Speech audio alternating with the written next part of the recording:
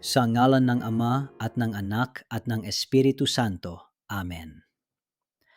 Mabuting Ama sa langit, maraming salamat po sa panibagong umagang ipinagkaloob ninyo sa akin. Salamat sa hiningang aking tinatanggap, sa tibok ng aking puso, at sa panibagong pagkakataong mabuhay ayon sa inyong banal na kalooban. Panginoon, bago ko harapin ang mga gawain sa araw na ito, nais ko munang ialay sa inyo ang aking puso, isip at kaluluwa. Ikaw ang aking lakas, aking pag-asa at aking gabay. Wala akong magagawa kung wala ang inyong biyaya. Ama, hinihiling ko ang inyong pagpapala sa aking tahanan at sa bawat miyembro ng aking pamilya. Ingatan ninyo kami laban sa anumang kapahamakan, sakit, aksidente at lahat ng uri ng kasamaan. Palibutan ninyo kami ng inyong mga banal na anghel upang kami ay manatiling ligtas saan man kami naroroon.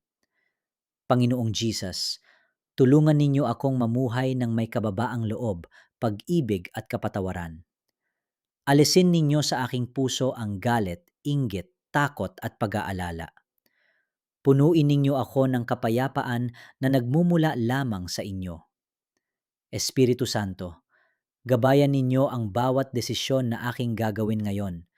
Bigyan ninyo ako ng karunungan upang piliin ang tama, ng lakas upang gawin ang mabuti, at ng tapang upang manatiling tapat sa aking pananampalataya kahit sa gitna ng mga pagsubok.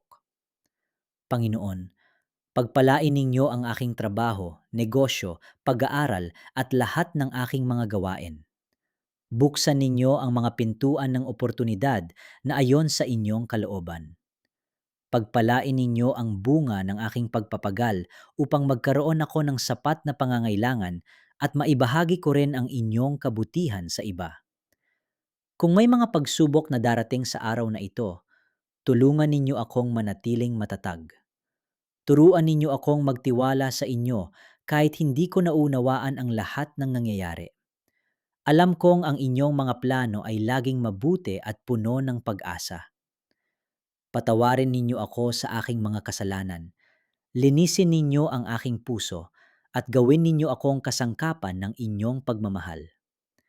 Naway makita ng mga taong aking makakasalamuha ang inyong liwanag sa pamamagitan ng aking mga salita at gawa. Panginoon, ipinapanalangin ko rin ang lahat ng nanonood at nakikiisa sa panalangin ito.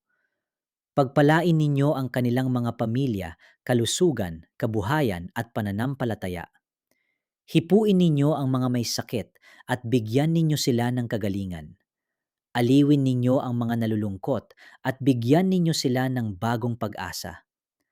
Pagkalooban ninyo ng kapayapaan ang mga pusong nababalisa at lakas ang mga pinanghihinaan ng loob.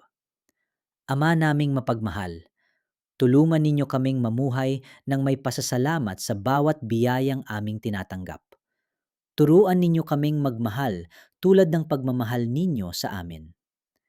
Naway maging tapat kaming mga saksi ng inyong kabutihan sa aming tahanan, trabaho, paaralan at komunidad. Sa buong araw na ito, samahan ninyo ako sa bawat hakbang.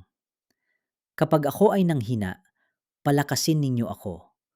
Kapag ako ay naligaw, ituwid ninyo ang aking landas. Kapag ako ay natakot, ipaalala ninyo na kayo ay laging kasama ko. Nagtitiwala ako na ang araw na ito ay nasa inyong mga kamay. Anuman ang aking harapin, alam kong hindi ninyo ako pababayaan.